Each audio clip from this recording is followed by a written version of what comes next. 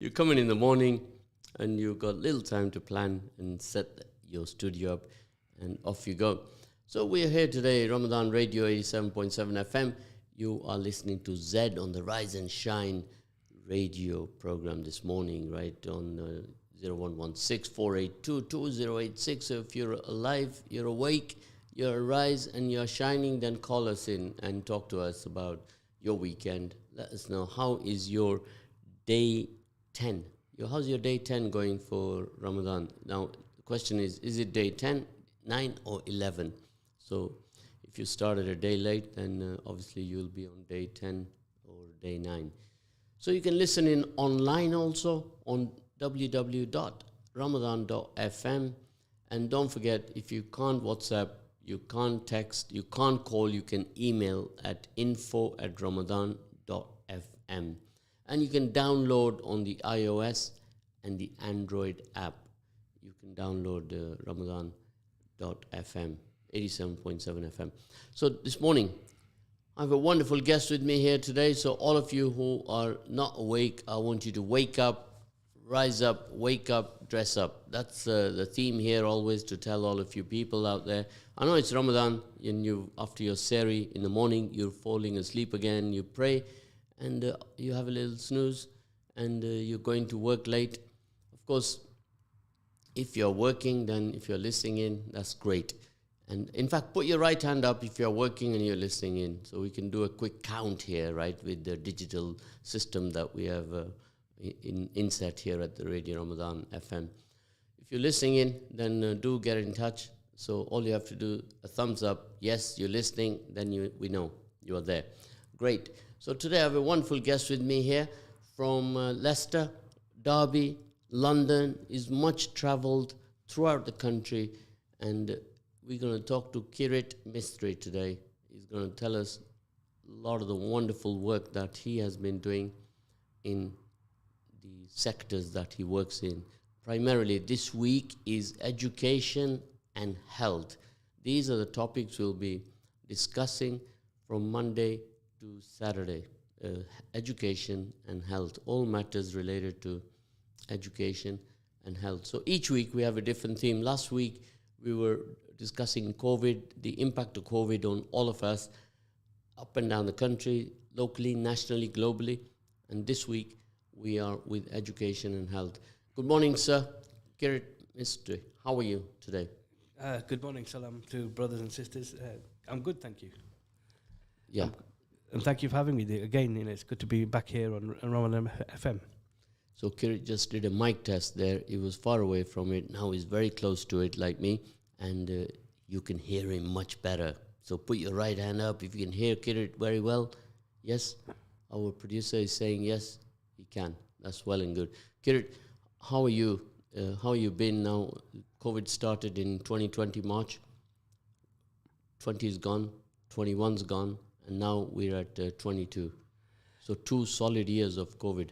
Yes, it's been quite challenging because of, as some of your listeners, you may have obviously got COVID, or you may have lost somebody. So like our family, I've lost a cousin who was 40 in Bradford, who young, healthy, and got COVID and sadly passed away.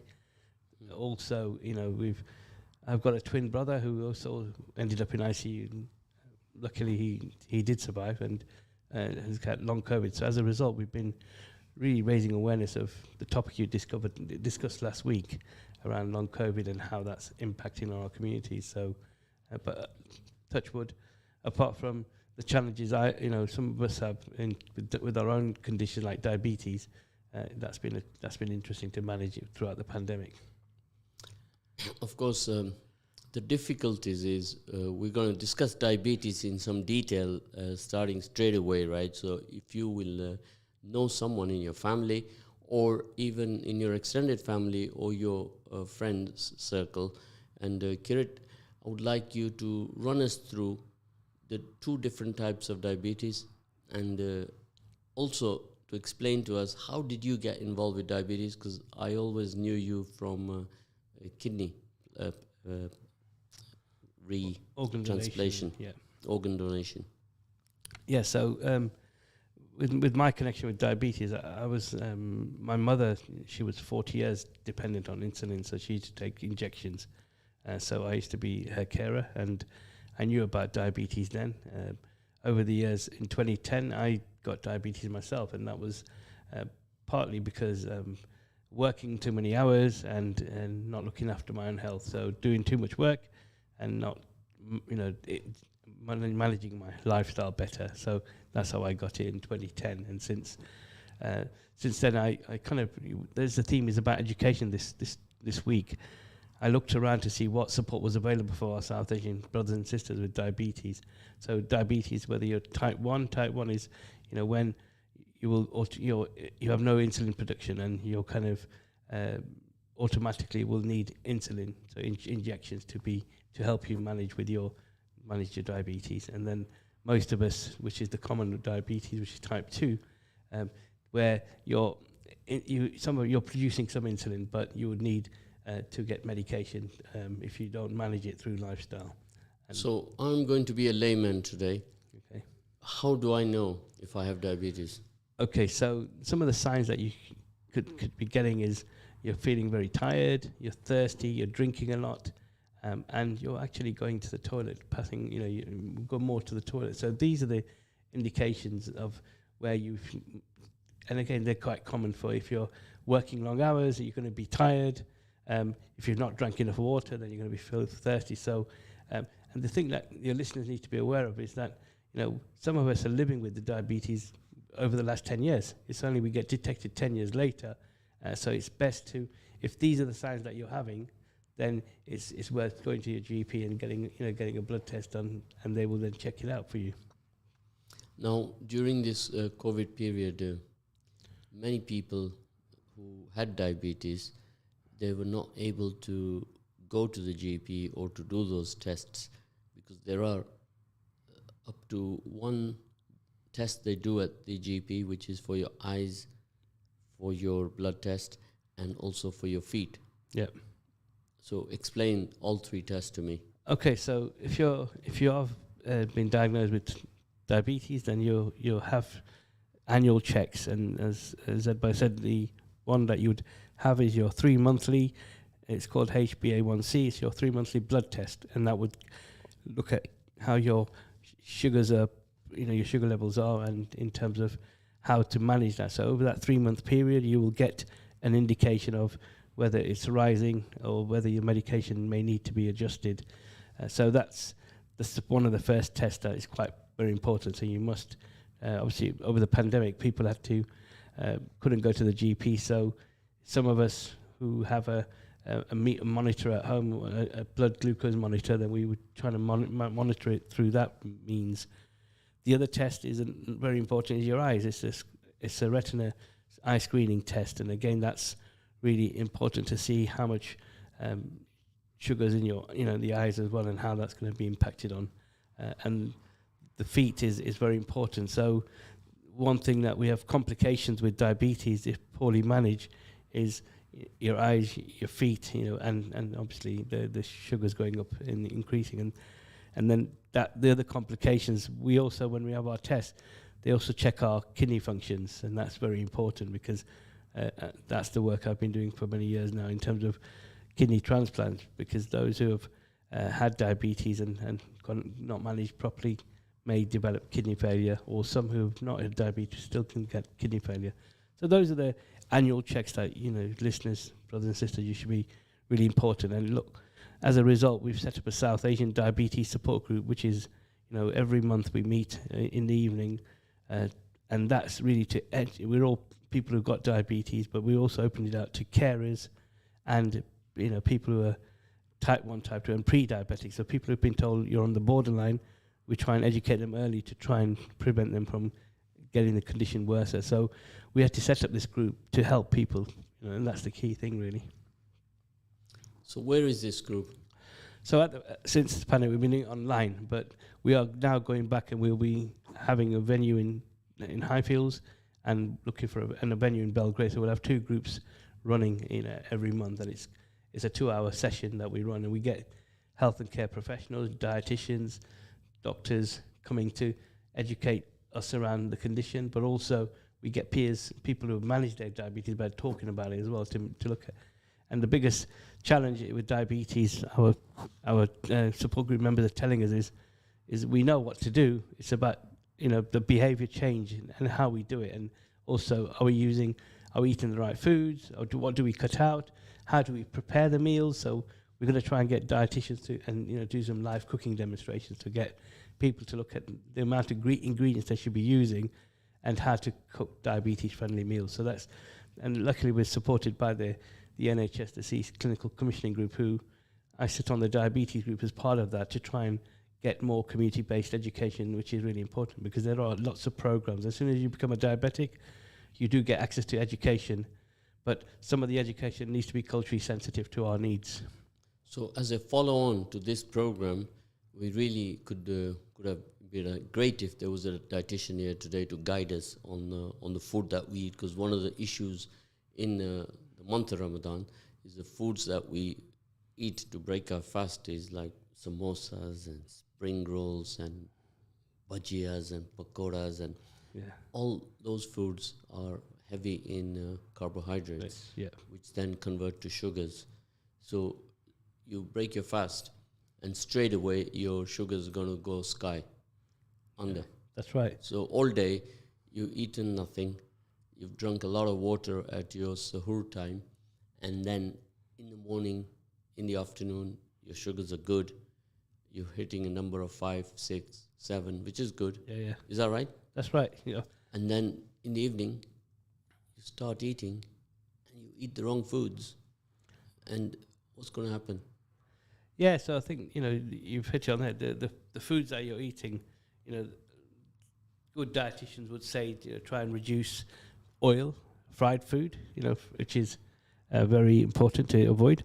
Secondly, but obviously we all have to have we've been eating these foods through our lives, so it's hard to. But everything is good in moderation. But if you're going to eat, then if you are a diabetic, there has been it's good to check your sugars if you've got a blood glucose meter, just to kind of check it 2 hours after you've eaten, not straight away. Or you check it before you eat, and then obviously 2 hours after you've eaten. That will give you a kind of a indication of how you then adjust your other intake of food.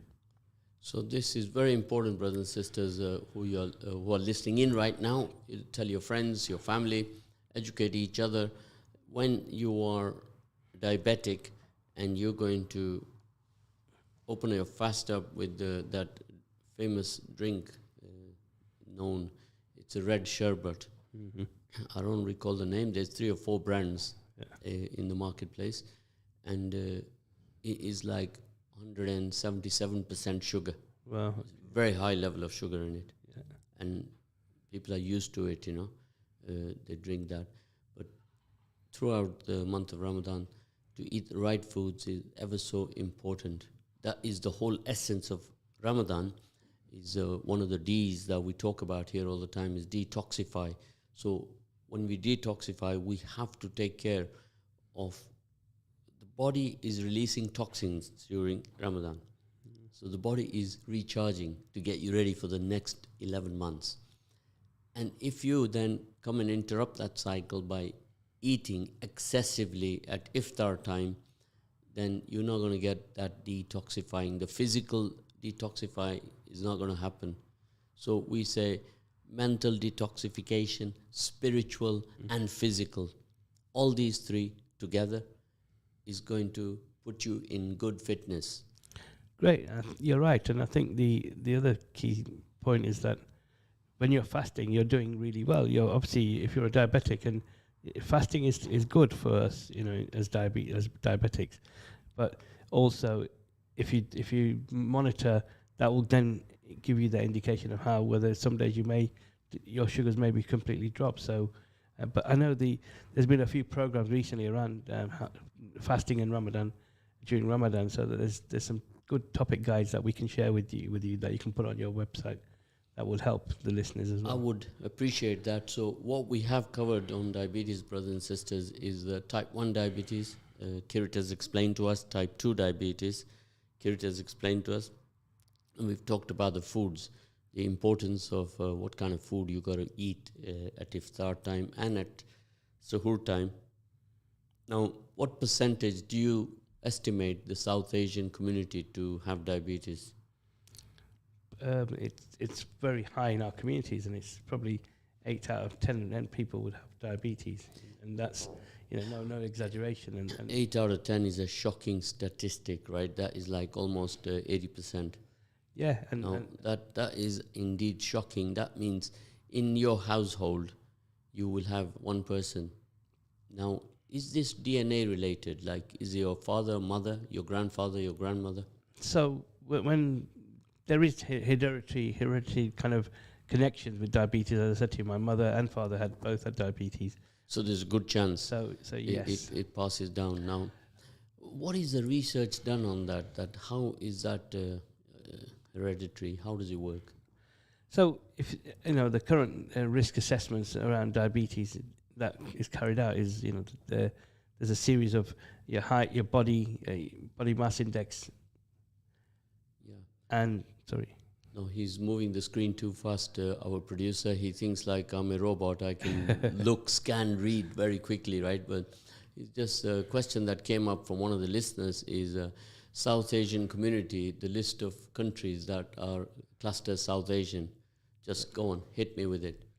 So sorry. South Asian. Who is South Asian? So basically, from South Asian context, we look at India, Bangladesh, Pakistan, are our main South Asia connections, and then obviously look at Singapore. We've got look at Sri Lanka, those areas. Well, it's a big list. Nepal, and you got Myanmar, which is a lot of people from Burma, Maldives, and Bhutan, Bangladesh, Afghanistan. Yep. So all of that is prevalent in Leicester, isn't it? Exactly. Now, when I tell people that in Leicester we have over 70 diversities, and they're shocked, they can't believe.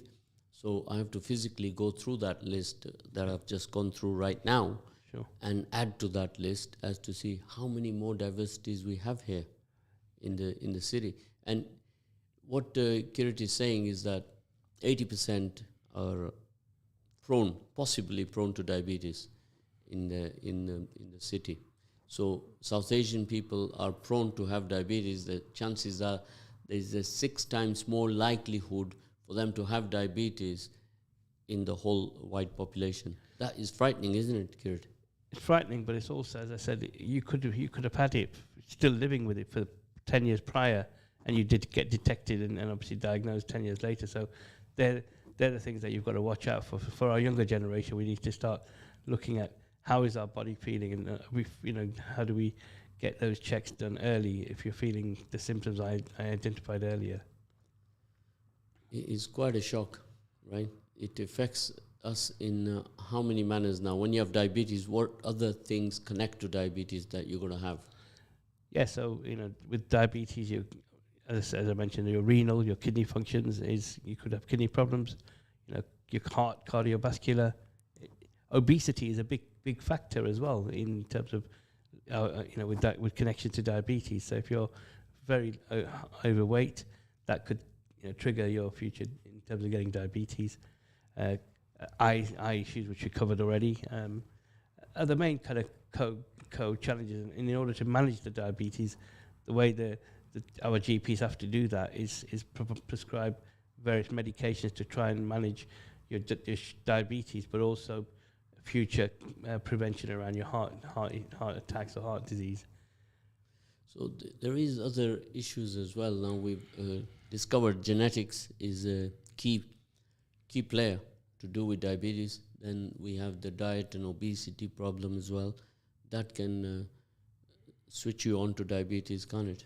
Definitely. The diet, we've got to look at the diet and our lifestyle. So if the foods we eat is what you eat is what you're going to, is important. So try and if you can have a balanced diet in terms of looking at, lots of vegetables, even some of the fruits that we eat. You've just got to try and keep the ones that have low sugars. But having a balanced plate in terms of when you eat is important. And most importantly, again, if some of you are loving your meat, lamb, etc., then try and reduce some of that as well in terms of intake of red meat. It's good to keep chicken and fish is said to be good. But again, red meat could give long-term cholesterol issues as well. So that's something. Cholesterol is another big factor in managing diabetes. So it is connected. Cholesterol is connected, because I know that when you have diabetes, they give you a tablet when you have type 2 diabetes, metformin. And then if they still can't control that, they will give you also another medicine, which is... atorvastatin, yeah. Statins. Yes, a statin, which is for your cholesterol, isn't it? That's correct, yeah. So that's the precautionary aspect of it.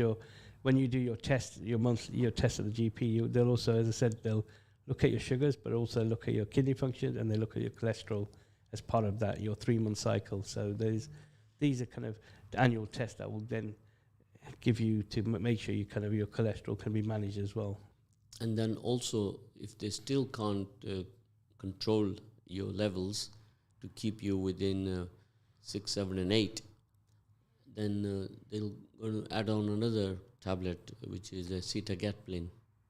That's right. So they start you off with metformin, and then when you first get your diagnosis, if say your diagnosis was 10, they want to try and bring you down to 6, 6.5. Is what they're trying to get you to bring you to.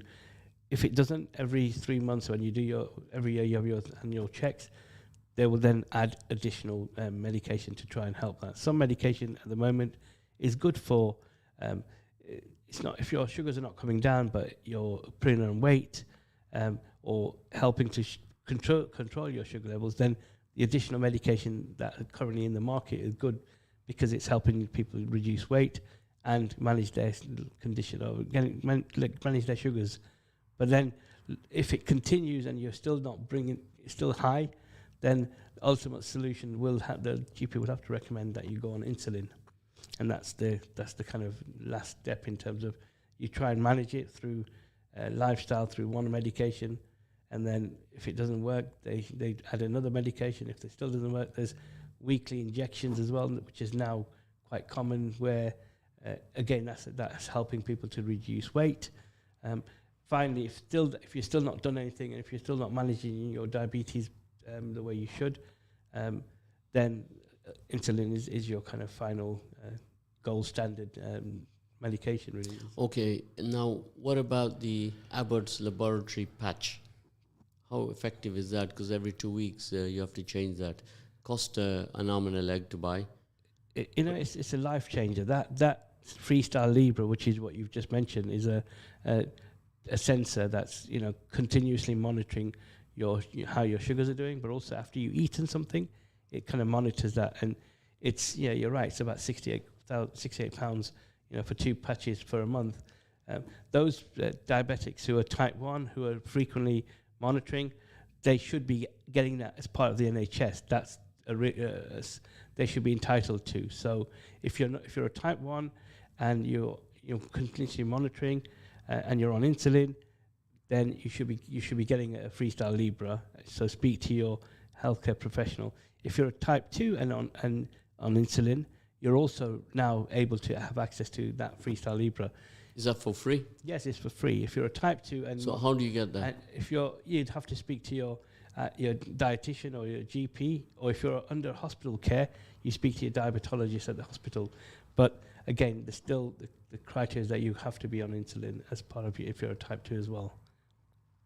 Now, all this education, all this awareness is here to save lives. It is one of the biggest health problems, and everything we're discussing now is a route to prevention. Now, we don't have here a total solution of prevention to do with diabetes right now in the world, do we? Now, you think that they produced the COVID vaccine in how many months? Yeah, that's right. And how many years and decades have they been going along with the diabetes and they haven't produced a solution?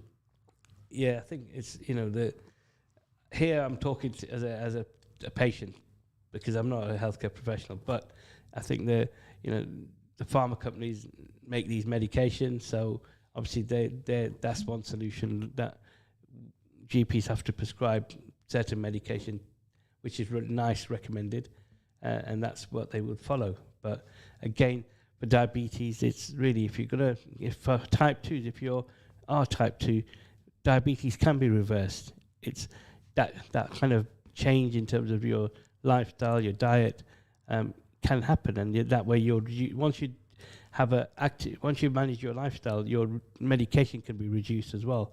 But again, the doctor would want to see good evidence of you really taking control, and that's why our support group, our motto is, don't let diabetes control you, you control your diabetes. That's really important, that we have to control it ourselves, because we get healthcare professional time, maybe 1 hour a year. If we break it down, your GP appointments, your dietitian appointments, probably 1, maybe 2 hours maximum a year.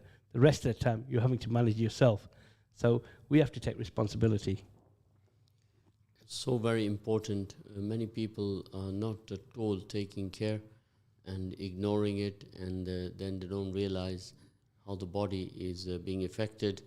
They lose weight. Also, people think that, oh, you gain weight when you have diabetes, but it's not quite the case, is it? You lose weight as well. Yes, so if it's rapid weight loss, which is very rapid, then again, that could be also that where you need to really seek, your diabetes nurse needs to be informed of that. Some medication, as I mentioned, are prescribed to help you to not gain weight as well, so and maintain that weight, so it doesn't go up. But again, if you're drastically losing weight, it's worth getting checked out as well if it's not something common that you're used to. So that is quite a lot of information to cover on diabetes. If you have any questions, if you have anybody at home who is a patient who's suffering from diabetes, you can text in a question, and Kirit will be glad to help you. You can text us on 077-48-855-055, or you can call us in on 0116-482-2086. You're listening to Z on the Morning Rise and Shine program, which is on Ramadan Radio, 87.7 FM. So please do get in touch and let us support each other, help each other, and go down the road of prevention. So Kirit is here. He's a diabetes patient himself, and he's going out of his way to create this prevention culture. Prevention is better than cure. Is that the motto? That's right. Did I say it right? You did, yes. So let's all do this together. Why we, if we prevent it, then that's going to give us longer life. If we don't prevent it, then that's going to give us a reduced life, and that's the challenge that we have to balance. Now, this is an issue facing extensively to all South Asian communities. Now, those of you who don't know who are South Asian, and you may think, oh, I'm not South Asian, I'm England, I was born in Leicester at the Royal Infirmary. No, that is not the case, is it, Kirit? No, that's right. So when you're either if you're South Asian, you would come under the category of you may have been family connections are from India, Pakistan, Bangladesh, but you may have been born in Uganda or Kenya, but you still have South Asian roots, and that's when we fill out job applications, or if you go on any surveys we do, we have to ask where you're from or what's your ethnic identity, and sometimes we tick Indian, we tick Pakistani. So that's kind of our cultural roots, that where we're from. Of course. Now, obviously, South Asian started the alphabet with A, Afghanistan, B, Bhutan, and it goes on right to the end, right? And you'll find out all the South Asian from the alphabet. You'll know the P for Pakistan, B for Bangladesh, and so on. It goes on and on, doesn't it? That's right, and that's why we've set up a charity called South Asian Health Action. That's the charity I set up 5 years ago to work around diabetes awareness, kidney disease, organ, blood, stem cell, and currently we're doing a lot of work around mental health and obviously the COVID vaccination. The reason why is that we've set it up because we're, as patients, as carers and people from the community, we were not being engaged, or our voices weren't engaged in the right institutions. So it was important that from a patient voice, people with lived experiences, we could tell the institutions what they need to be doing to engage us more and help and co-design, co-produce initiatives with our involvement. So South Asian, if you are 25 years old, you're more prone at the age of 25 to contract diabetes, whereas if you're a white Caucasian, you are going to be 40 years before you are able to be worried about suffering from diabetes? Yeah, so I got diagnosed on my 40th birthday, so I got it at 40, but now You may have you may have it earlier, but you did not know. Exactly. So the signs and symptoms were there for a long time. It was only till it got to a stage where I was, as I said, working long hours, traveling to Derby every day, feeling very tired. So then I eventually got it tested out. But as I said, I was looking after my mum. I was a carer she was 40 years insulin dependent. So for diabetes, it's been in our family, and I should have known better because to manage it better. A cousin of mine, he would always be. I would ask him, and I told him, "You're always scratching your head, like you're massaging your head. Why are you doing that?" And he didn't have an answer. I said, "Go get tested for diabetes." And he went there, and then he came back and said, "Yes, I've got diabetes." Wow. So there are many symptoms that you will change your way that you are. And like Kirit has mentioned earlier on, you drink excessive water, you go into the toilet. And these are the signs, aren't they? Yeah, and you're feeling thirsty as well, and your tiredness, you're feeling very tired as well. So these are the initial signs, and then you'll get checked out. Of course. Now, there are a lot of things that go through the body. The list is just endless, isn't it? And cardiovascular disease, coronary artery disease, heart attack, stroke, narrowing of arteries, nerve damage, which is called neuropathy, and a lot of tingling, numbness, and a lot of thirst. Yeah. So the symptoms are just endless, and I've just gone through a list of what the impact can be, even as far as your kidneys. That's right. Kidney functions are very important. So when we, as a diabetic, we get tested, and our kidney functions, GFR they call it in terms of the test, but your kidney functions are from 100. So 100, and as every test that happens, you could, once you have different stages of renal failure. So the key, as your 100% goes down to about 6-7%, that's when your kidney functions your kidneys are not working. So now that's when we are moving now from diabetes to kidney. To kidney, right? That's right. Now, it is quite painful. Both of these topics, really, they are serious. The prevention route is absolutely necessary for all of you listening in right now. So, you have diabetes, and that could lead to kidney failure. But now, let's go through the stats on kidney failure, right?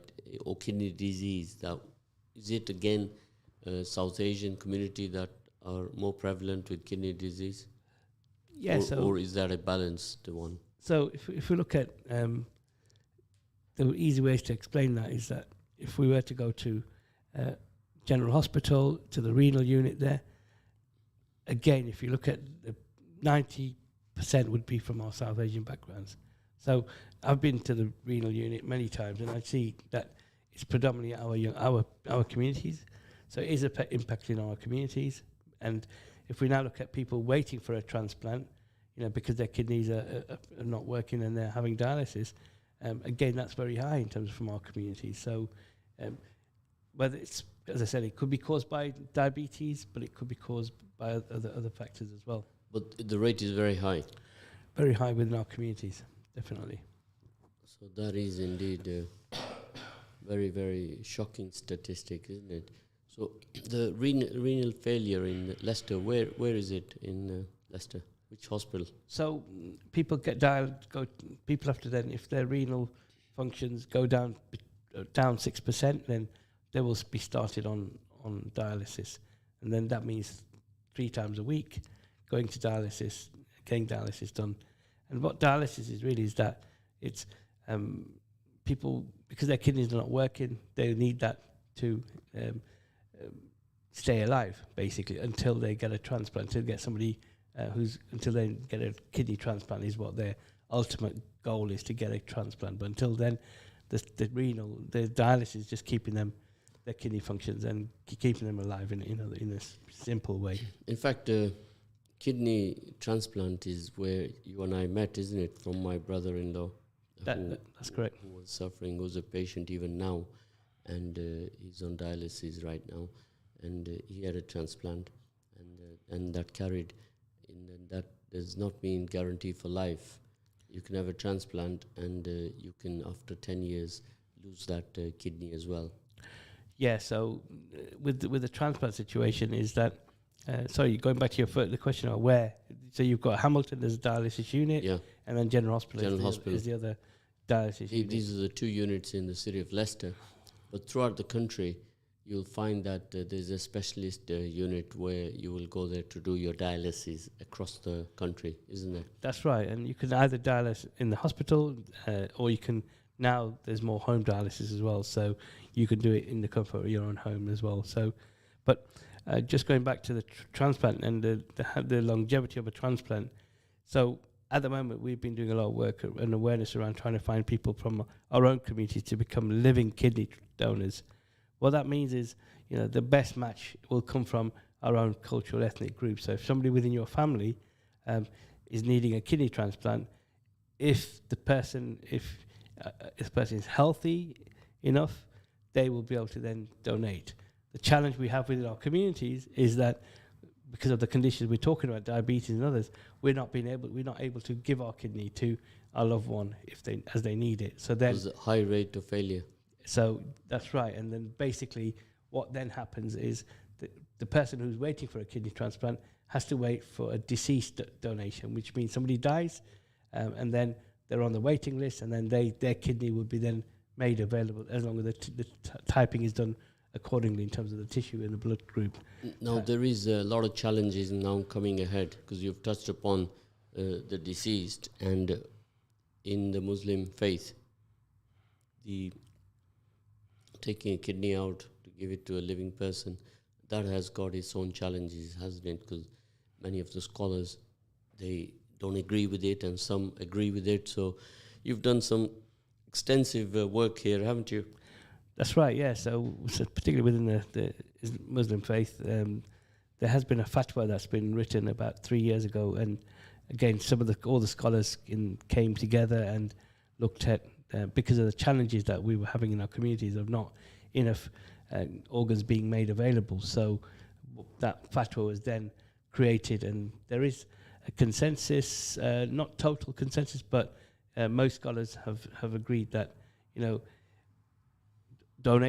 organ donation is permissible, with a few caveats, and the caveats is really something that they still couldn't get an agreement on, in terms of the last breath and the brain when the brain is completely gone. But as I said, I can share the fatwa, I can share. But the most important thing is, I've always, when I have the conversations, I think within the Muslim context, Sakacharya is the kind of thing that we talk about. And look, if we're going to take an organ, then we should be also thinking about giving. And in this month of Ramadan is a great example. We do a lot of we give a lot of money. We think about money donations, but when our loved ones are struggling with their own health conditions, that's something we also need to think about as well. So all of you listening in right now, do look it up and check the fatwa to clarify the Islamic position on organ donation here. Neither myself or Kirit are telling you that this is what you must do, but everyone has their own different opinions, and what Kirit has just mentioned is that it could even be a sadqa jariyah. So this, you got to check it out yourself with your scholar and see which way you would like to go. And people never think, because they never believe they're going to go. That's right. Right? And it's not the case. Anybody can go anytime, any place. And as we're talking about organ donation, I think in 2020, May 2020, the law has changed. So automatically now we are going to be classed as organ donation. Our organs will be donated. We are consenting to organ donation. The only, you have to now opt out. So if you don't want to be an organ donor, then you have to opt out. And again, the laws in this country would mean that your family still have the last say as well. So, well, here on the radio we say, put your right hand up if you have opted out, and that's what I'm going to ask everybody right now and see if they have opted out, because people sometimes don't respond, because this is all coming to you on your phone, it's not something that what people pay attention to. They think, oh, I'll do it tomorrow, and the date has lapsed. So do they still have recourse to go and check if they want to opt out? So see, the challenge we were having for the last 10 years since before the law came in was we were trying to convince people to become organ donors by registering and having an organ donor card. That was a challenge because not many of our communities, because of the issues that we've covered today, cultural, some of the religious taboos around organ donation. So now, since 2020, the law has changed. So we don't need to opt in to become organ donor. We're automatically going to be donors. The opt-out is when you don't want to be a donor.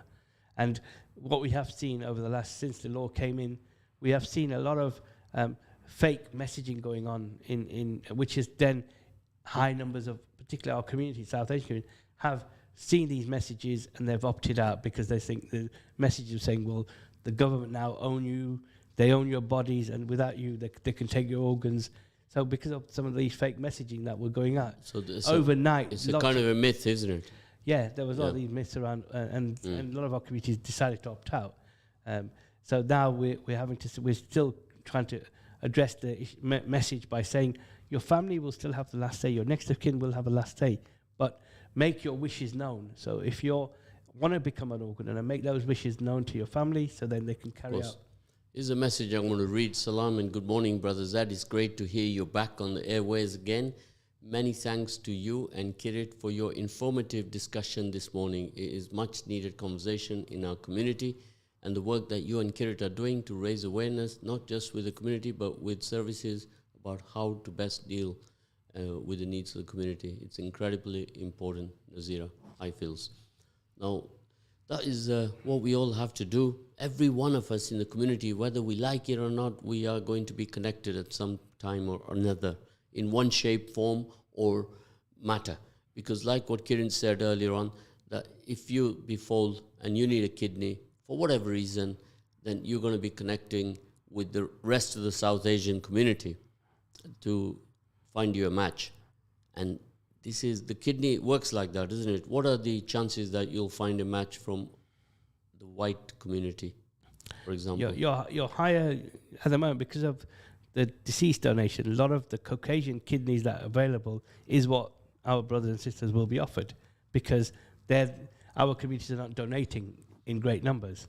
So when you're looking for a kidney, unless you've got a living kidney donor within the family who's coming forward, that is the best match ultimately, and that's where your kidneys can last longer.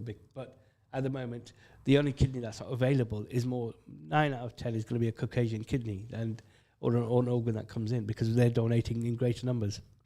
Right now, Kirit, we're going to move on to another very important topic. Now, you are familiar with the relay race, a relay. Yes. Sorry. It's a 400 meter. Yep. Right, 100 meters, one person does. Second person does the 100. Sure. You are the third person, right? Now the fourth person you got to pass the baton on to has got to be young people, youth. Sure. Because you and I cannot go on forever to do the work that we do. Because we are talking sustainability now. It's big business and big news at the moment, sustainability. Mm-hmm. So what is the work you're doing to encourage, to entice the youth to come and join in the activities what you're doing? Yeah, so thank you. I think the youth are the future generations. That's what we need to support them. Yeah, we can't keep doing it. We need to educate them, support them, mentor them. And we've set up a youth charity. Kiam UK is a youth charity that we've established, and we do a lot of work in schools through the National Citizenship Service Program. So we connect, and those young people decide on their campaigns that they would like to take on for the summer period, and then they do these campaigns. The other challenges that we have within the issues that young people face, whether it's various substance abuses, or whether it's knife crime, or whether it's bullying, harassment, those kind of challenges that we're working on. But as a former youth worker, that was my first profession. It was key that young people, we empower them. They're the ones who we need to get involved in this work now. So there are, if we can support them, if we can mentor them if they want to work with other young people, pass on their knowledge, learn from their mistakes as well, because obviously we all make mistakes. We've all done so.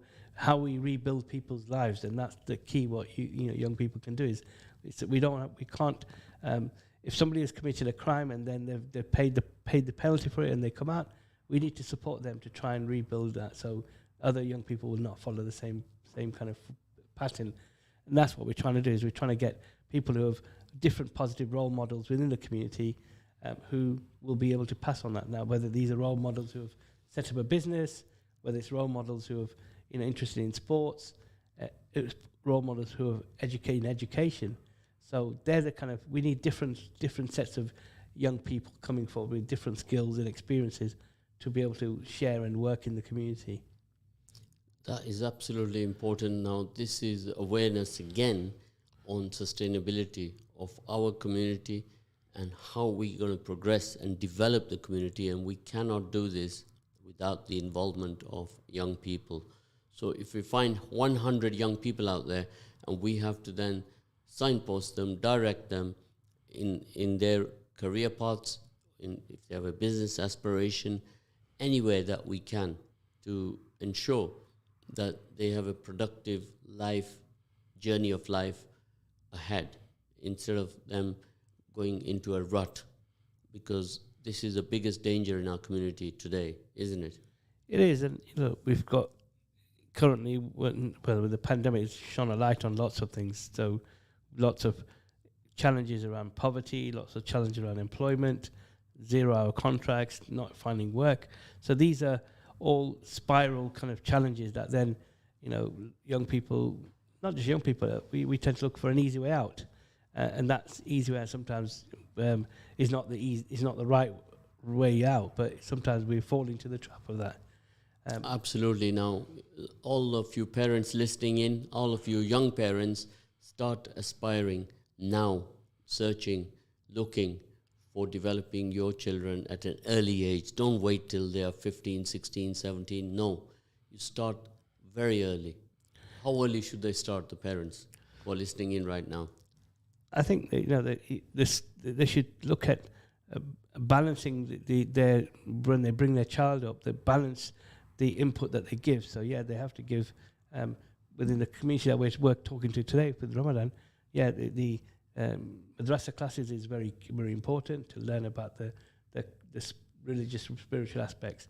But part of that also is looking at what volunteering that your son or daughter could be involved with. So if there's a community project, if they can donate 1 or 2 hours a week for that, that will start to help them, realize that, and develop the skills that they need. So some young people, are hooked on their PSP boxes. They're sitting on their, virtual games at home, constantly on the TV.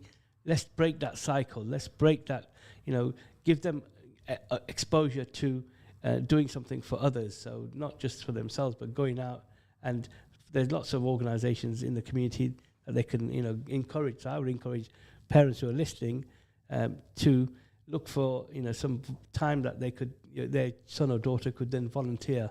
And as I said, I mentioned a few organizations that we can help to help them involved in volunteering opportunities. So before we close today, I'd like you to assist us here at the radio to list all the community partnership organizations, which the last week of this Ramadan, we have a theme called community partnerships. And that is to get organizations listed across the board and then arranging partnerships for them with commercial sector, with the government sector, and with the grant sector, so that they can all work together as a team. Very, very important, and I think that's what we need to do more of in Leicester. We need to, organisations need to be joined up more, working more together. It's not in competition. We have to collaborate more. Yeah, and we need support to each other. Support each other. Yeah. So we could certainly put your organisation on that list, shouldn't we? Yeah, definitely. And you can help us compile others, because we do sometimes struggle with resource here. Sure. That we sometimes we need human resource more than anything. We need participants. We need people who care. We need people who take part, be part of the journey. Don't just stand there be a bystander. Get on that train. Take part in your community. Help develop the community. I had a parent call me, 55-year-old, and absolutely distraught that my son's gone off the rails completely. Now, don't wait for that to happen. Go and look for prevention, right? Yes, and look, some of these topics we're discussing today, mental health, substance abuse, and others, are taboo within our communities. But until we start talking about it and we start looking for support, what we're doing is trying to manage that within the four walls. And sometimes we don't have the skills or the knowledge to do that. So I would certainly encouraging your listeners really to not keep it inside. There is help available, not suffer in silence, as we say. And, if we talk about it, you can find a solution for it. And the way we've been working is collaboration. So we're now going to be working with the council, with the new vaccination. It's now coming down to the lower age groups. So again, we have to educate and have the right messengers. And young people, as we're talking about, young people are the right messengers. If some young people who've had the vaccination can promote it in terms of why they took it. Some who are still not feel that they're very healthy and they don't need it. Again, it's about prevention and it's about looking at. So we need to find right messengers across our communities, whether it's from education, whether it's from health. They're the right messengers, and we're today talking about messengers who have got lived experiences, and we've from the work we've been doing, we also now just work in collaboration. So we've just worked with the NHS around a heart attack campaign, because a lot of our communities, suffering with chest pains, but they just prolong it, don't seek help urgently, and they're the things that we found collaboration is helping us to reach more organizations, reach more communities, but get the government to work with community organizations. That's key, and your community partners that you're trying to develop is the way forward, and I'm happy to support that. So community partnerships, that we're going to cover that last week of the month. I'm telling you all now, so you also give it some thought and scratch your head a little and signpost us or signpost somebody else to come and join us with that initiative, because Kirit is going to help me compile at least 20 different organizations that we can then use the social media collectively to work together as a team and develop the whole project using social media. So the power of working together is unbelievable, Kirit.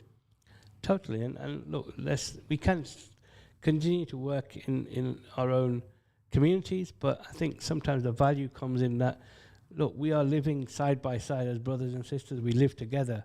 Let's continue that by doing projects together. It doesn't matter. Faith breaks down barriers, culture breaks barriers, and that's what we continue to do. And it's powerful that if we can work together. We've lived together. We've been living together for 50 odd years in the communities that we live in. Well, guys, let's add meaning to coexistence and integration, right? We need to really live that statement. Coexist. Do we coexist? Do we integrate? Yes or no? Put your right hand up if you do, if you're coexisting with your community and if you're integrating. If you are, then I want you to put your right hand up right now. If you're not and your hand is down, then you ain't going to be part of our team, are you? That's right. Right? So now I'm going to bring it on to the last part of our program today to do a little bit of a quiz to Kirit here, is if he's heard of the initiative called Once Upon a Time 50 years ago. Yes, I've heard about this, and because it's going to be the 50th anniversary for Ugandan Asians since leaving Uganda. That's the period 1972. And of course, a lot of you listening right now were not even born then. 50 is a long time, so your parents, your granddads, your grandmas, they will be familiar with that period, and I want you all to engage, get to know, ask questions, call in here at the studio on 0116-482-2086, or you can WhatsApp us on 077-48-855-055. So Once Upon a Time, 50 years ago, is an initiative that is running countrywide to bring a little bit of remembrance, commemoration, and a little bit of a celebration as well, because all the Asians who came from Uganda in 1972 have done absolutely exceptionally well in every city they have been to. They came here, they were considered as liabilities, they were called refugees, and look where they are. 50 years later, they went from being from zero to heroes. They own factories, they own houses, they own businesses, and they've put back into this community much more than what they were given when they came as refugees. So guys, the real true refugees are going to keep coming every decade. And we, in 1972, came here in this country as Ugandan refugees, and a lot of stories, enough to fill this program 50 times over. So we're going to be enjoying some functions. And remember, these functions are not only to celebrate our successes in England and across the world, but it's also to think about and commemorate the up to 500,000 people that died in Uganda from the period 1972, preceding that 10 years later to 1982. Within that period, 10 years, 500,000 died, tortured, political prisoners. Is mind-blowing. Yeah, and I think, it's obviously we came in 1969 from Kenya, but again there's 10 of us that came, mum, dad, and 8 siblings. Now in '69, if what the generation that current we need to talk about is the struggles that our families have made, our parents made to reroute from Uganda, from other parts of Africa, and that's something that we have to also get our experiences out to our communities, because money was a big issue at that time. We came with very little, as you mentioned. I'm going to remind you all again, we're looking for 4 aspiring youngsters to go on a trip to Uganda, politicians, future would-be politicians, youngsters who want to pursue a career in politics. We would like to take them sponsored to Uganda. We've got 1 person from the Somali community.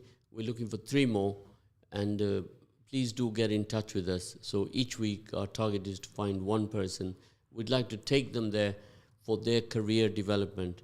We'd like them to see how it is over there in terms of the poverty, in terms of the politics, education, health, so they can come back here to England much better for it. And they will really step up their knowledge about integration one day. They will. And I was fortunate. I went to Uganda 5 years ago on a leadership summit for people from all African countries were there. And again, we were talking about these topics we're talking about today, in terms of how do we aspire, how do you get our younger generations involved in health education, in wider education, in politics, but also what are the barriers. And obviously I was fortunate we have the Ugandan Health Alliance, so I made contact with them and met with their teams out there to talk about health and what challenges they have in terms of not just the equipment, but also health. And biggest challenge was obviously renal. We talked about renal. So a lot of the Ugandans and other parts from Africa. So we have the 4 projects we are running there to do 50 initiatives in Uganda to go alongside once upon a time 50 years ago, and that is with primary schools, development of them, and health, where we are looking at porta cabins for support work, and we're looking at orphanages, and we're looking at water wells. So all these 4 initiatives, if you're listening in, you're from Uganda, or you know somebody from Uganda, then engage with us, and maybe you may want to take part in the name of your brother, father, mother, and do something. Good idea. I think it's great that we need to give back and to give back to the country where we came from. It's historic, Kirit. Yeah. 50 years ago, 50 projects, and it's historic. So right now, Kirit, an hour has just flown by. Wow. I'd like to thank you all listening in today, right? Look forward to talking to you tomorrow. At the same time, Kirit, if you'd like to say goodbye to our wonderful guests. Yes, and thank you for listening to this program. And again, we are here. If you want to contact our charity, then I'm open to being in contact. So if you can contact us by, I give you my WhatsApp number, which is 07940 516666. And again, wishing you a healthy, prosperous rest of the month of Ramzan. So thank you. Jazakallah khair. See you tomorrow.